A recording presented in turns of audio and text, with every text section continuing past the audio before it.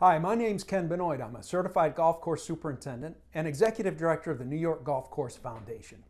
I recently rode my bicycle around the state of New York, covering over 1,000 miles, to raise awareness of the importance for golf facilities to formally adopt best management practices, which are designed to preserve and protect our water resources.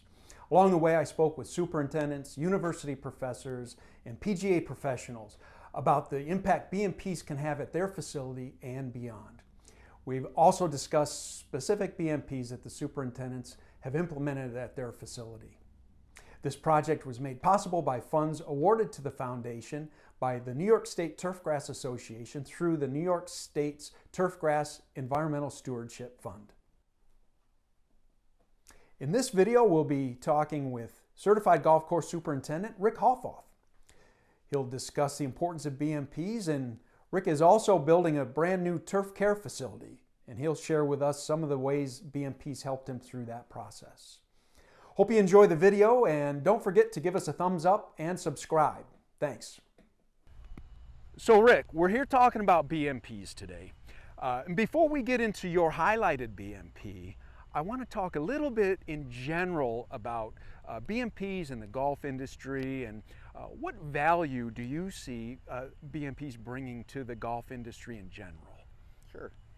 Ken, I guess in general, I think that really it helps highlight and puts our industry kind of in a little better light, you know, especially considering some of the, maybe back in the 80s, some of the negativity that came around golf course operations and golf course maintenance. So I guess I look at it as it puts us at the forefront and shows what we can do as an industry to enhance a property, to help protect the environment, and you know, really be a steward of the green space that we're entrusted with.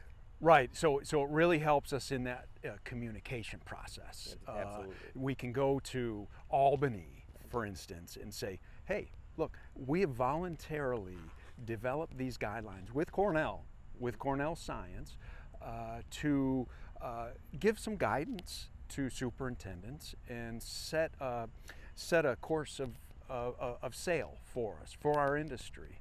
Absolutely. I think it helps us kind of toot our own horn from a lobbying standpoint with our legislators to make sure that common sense is used when regulations are enacted. And you know, I think it helps us an awful lot in that regard, and helps in the community as a whole, both locally when we get into our local facility BMPs, and both in our state to you know, really just elevate the environmental stewardship that many golf course superintendents provide for their communities. And I think another great point is that the New York State DEC was involved in kind of the creation of these BMPs for golf courses in New York State. So we partnered with them, and in many ways we did use, I believe, Virginia to help us get started, but New York was used by many other states as kind of a template in moving forward. So I think the fact that it was developed in partnership with our state regulators, you know, gives it that much more credibility, and helps us a lot moving forward in the future. And you mentioned facility BMP, and GCSAA has on their site now the ability for superintendents around the United States to create their own facility BMP using their state BMP document as a template. Talk to me about the value that a facility like yours could have by formally adopting these BMPs.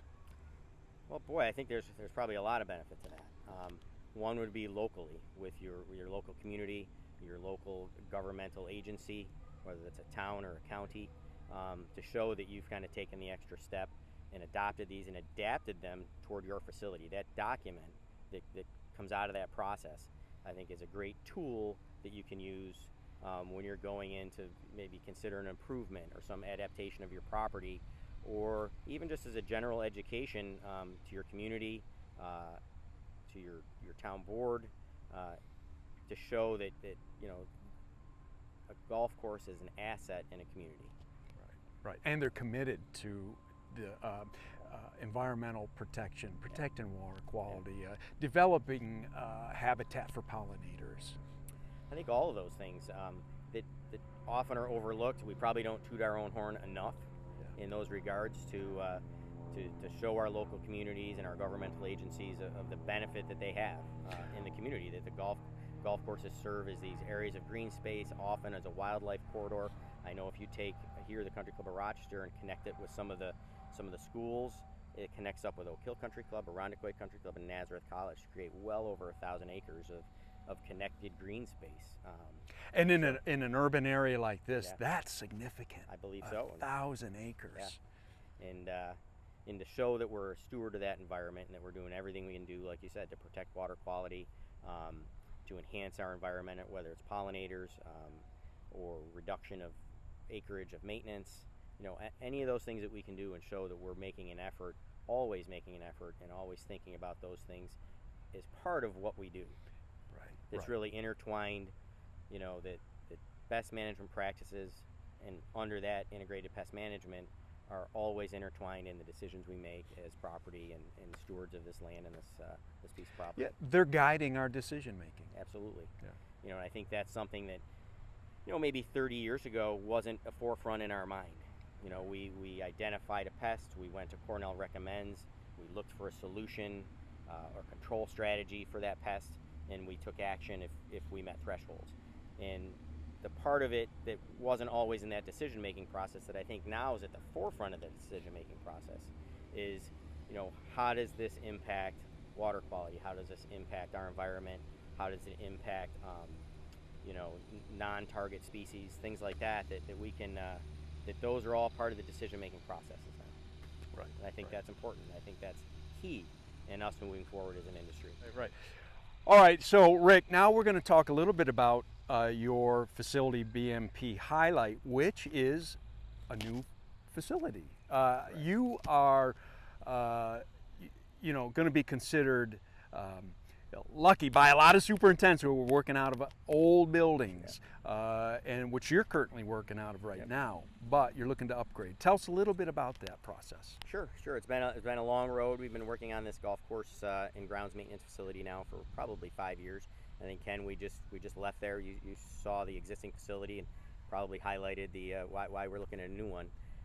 But that process has led us to starting construction here in September on a new maintenance facility, and that's going to do a lot of things for us. Some of them are just from an employee standpoint, more employee spaces, more office space, larger shop area, larger equipment storage area, and that's all things that we've needed, and it's going to be great. The other thing that we're going to focus on with that is really three things. One, any of the shop and floor drains inside the shop, we've tied that and engineered that through an oil water separator to meet our town code and to make sure that anything that we're discharging into the county sewer system does not have any contaminants. So that's number one. Number two in that is to design. We're designing an area to mix and load our spray rigs. So if we had some unfortunate accident or a spray rig malfunctioned or a hose, something went wrong and there was some sort of leak out of the sprayer, it's all going to be contained, and that sprayer as well as the rinsate can all be reloaded in and reutilized and would never enter the environment anyway. So that'll be a sunken area in the floor that'll be sealed off and have a collection tank. So if anything did go wrong or a sprayer overflow that's going to be contained in that area can be pumped in and reutilized and any crisis averted. So that's one thing we feel strongly about, and it's going to be incorporated into the new facility. Then the last piece of that is, and this piece is still really in the engineering in the phase, but we're going to be looking at an equipment wash station that kind of collects the clippings accordingly, recycles the water that we wash the equipment with, and so again we can handle any grease, oil, nutrients that might be in the clippings are all going to be self-contained. So those are really the three things that we're focusing on from a BMP standpoint with the new maintenance. And all three of those things are critical in the BMP process or document. Absolutely, and they, because that's an area, a rinse and load area, an area where we're washing equipment. Those are all can be point source contaminations, and we're really working hard to make sure that we do all this other stuff out on the golf course from a best management practice standpoint, and in one incident you could probably take a few steps backwards at your maintenance facility. So it's the highest risk area that we have to manage. Yeah, well said. And I think that's what we're trying to manage, that risk as best as we can. But you brought up another BMP earlier. We were talking about a drainage project that you had. Tell me a little bit about that BMP. Sure. And I know that we, I noticed one of these on the BMP website. It was one of the ones in the blog, and I apologize, I'm drawing a blank on what course it was at, but Braeburn. Yep. We have an instance where the storm sewer from Elmwood Avenue and Elmwood Hill Lane really just kind of filtered out onto the golf course, created a lot of flooding, created a lot of problems, and so we went through again a long process with the town and the county to try to figure out the best solution. And because of the rock that's in our roadway area, there really wasn't a good solution. So we went ahead and had an engineering firm kind of design. It really was a small and pretty simple project, but as that water runs in, it goes through a stone swale and can rise up and retain some of that water.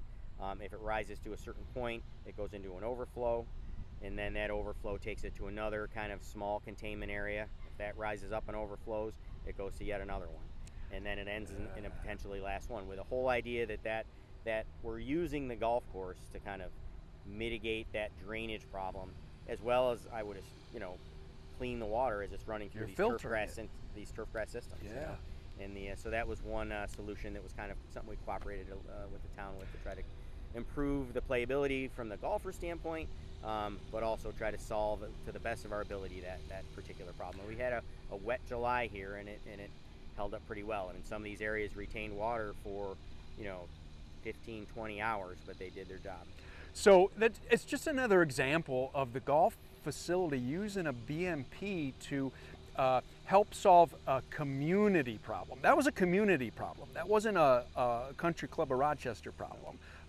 And so you're now saying, listen, we'll take on that community's wastewater, road runoff, and we'll filter it for the community. You're really helping the community, Yeah, no, that's a good way to look at it. It really worked out to be kind of a win-win situation for both the town and the community around here, as well as the members here. Well, thanks for sharing that one with us as well. We could probably go on here all day. We could, and I think it's because we try to interweave BMPs with everything we do, from irrigation system efficiency and auditing to like you say, to taking areas out of play or turning them into native areas, creating pollinator areas. It's all, each one of those is a piece of the puzzle. Yeah, that's right. And we just need to put it all together, and all of a sudden you made a big difference. Yeah, that's great. Well, Rick, I tell you, I really appreciate you having me here at your club today and talking to me about BMPs, one of my passions, and I can tell it's one of your passions as well. And best of luck. I think you serve as an example for superintendents around the country, and hopefully more people will follow your lead. Oh, great. Thanks, Ken. I appreciate it. And welcome to Rochester, and hope to have you back sometime soon. Thanks, Rick. Yep, absolutely.